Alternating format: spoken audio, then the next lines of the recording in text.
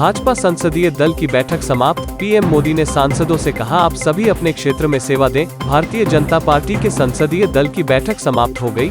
इस बैठक में प्रधानमंत्री नरेंद्र मोदी, राष्ट्रीय अध्यक्ष जेपी नड्डा, केंद्रीय गृह मंत्री अमित शाह समेत कई वरिष्ठ नेता मौजूद थे।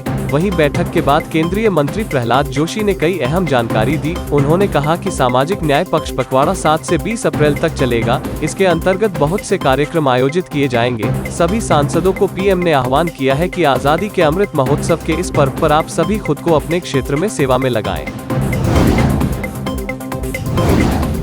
मंगलवार को कांग्रेस संसदीय दल सीपीपी की बैठक को संबोधित करते हुए सोनिया गांधी ने कहा कि कांग्रेस का पुनरुद्धार सिर्फ हमारे लिए महत्व का विषय नहीं है, बल्कि हमारे लोकतंत्र व समाज के लिए भी जरूरी है। कांग्रेस अध्यक्ष ने कहा कि पार्टी संगठन में हर स्तर पर एकता सर्वोपरि है। इसके लिए मैं जो भी जरूरी है वो सब करने को तैयार हूँ। सीपीपी की बैठक की अध्यक्षता सोनिया गांधी ने की। इसमें देश की मौजूदा राजनीतिक स्थिति और संसद के दोनों सदनों में पार्टी की रणनीति पर चर्चा की गई।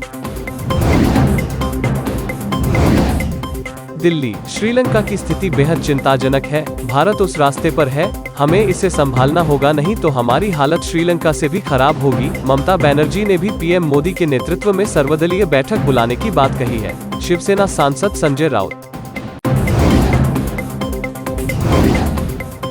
कर्नाटक के मुख्यमंत्री बसवराज बोम्मे उन्होंने विधानसभा के पश्चिमी द्वार के पास हरित क्रांति के नेता और भारत के पूर्व प्रधानमंत्री डॉक्टर बाबू जगजीवन राम के 115वें जन्मदिन की पार्टी के चित्र पर पुष्पांजलि अर्पित की।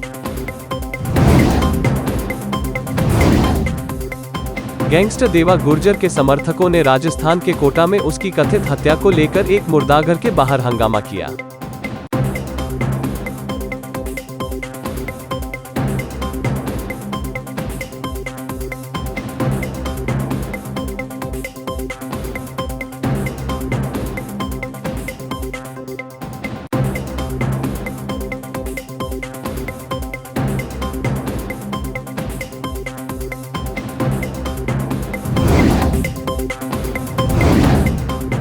बिहार, सिवान में एमएलसी प्रत्याशी रईस खान के काफिले पर ताबड़तोड़ फायरिंग, 1 की मौत, 4 घायल। बिहार के सिवान जिले में सोमवार रात AK-47 से लैस बदमाशों के एक समूह ने एमएलसी प्रत्याशी रईस खान के काफिले पर ताबड़तोड़ फायरिंग कर दी। गनीमत रही कि खान इस हमले में बाल बाल बच गए। खान के 2 समर्थकों को गोली लगी। एक समर्थक की पहचान बबलू के रूप में हुई है, जिसकी हालत गंभीर है। वहीं एक शख्स की मौत हो गई।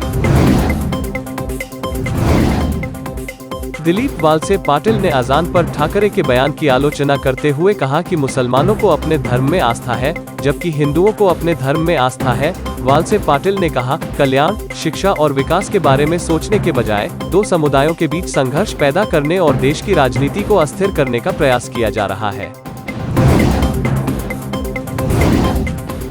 जिले में एक अन्य कार्यक्रम में बोलते हुए वालसे पाटिल ने कहा कि पेट्रोल की कीमतों में वृद्धि, मुद्रास्फीति, बेरोजगारी और देश की खराब आर्थिक स्थिति जैसे कई वास्तविक मुद्दे हैं, लेकिन समुदायों के बीच तनाव पैदा करने के प्रयास किए जा रहे हैं। श्री दिलीप वालसे पाटिल ने कल शिरूर में एक कार्यक्रम में अजान के लिए अपना भाषण बीच में ही रोक दिया।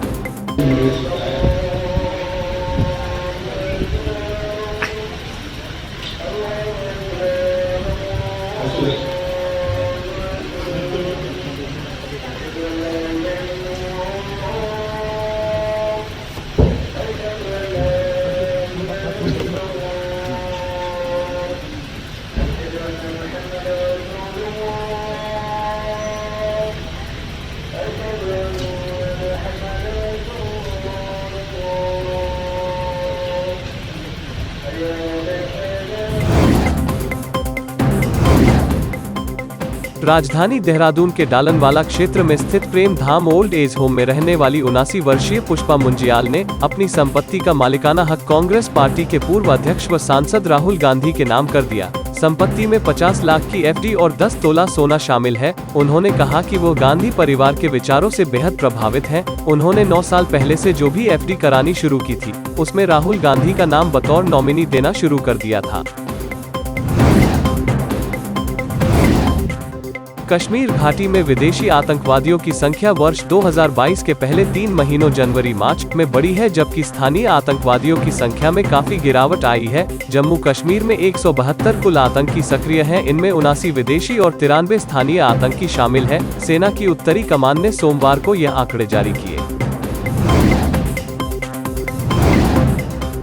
आंकड़े बताते हैं कि पीर पंजाल के उत्तर में 156 और पीर पंजाल के दक्षिण में 16 आतंकवादी सक्रिय हैं। इसके अलावा आतंकियों द्वारा इस वर्ष अभी तक सुरक्षा बलों पर 28 तथा आम नागरिकों पर 8 हमले किए गए। आतंकियों की संख्या में गिरावट के बावजूद वर्ष 2022 के पहले 3 महीनों में 15 युवा हथियार थामकर आतंकी बन गए। श्रीलंका संकट, अपने देश की हालत देख दुखी हुई जैकलीन फर्नांडिस, कहा यह देखकर दुख होता है।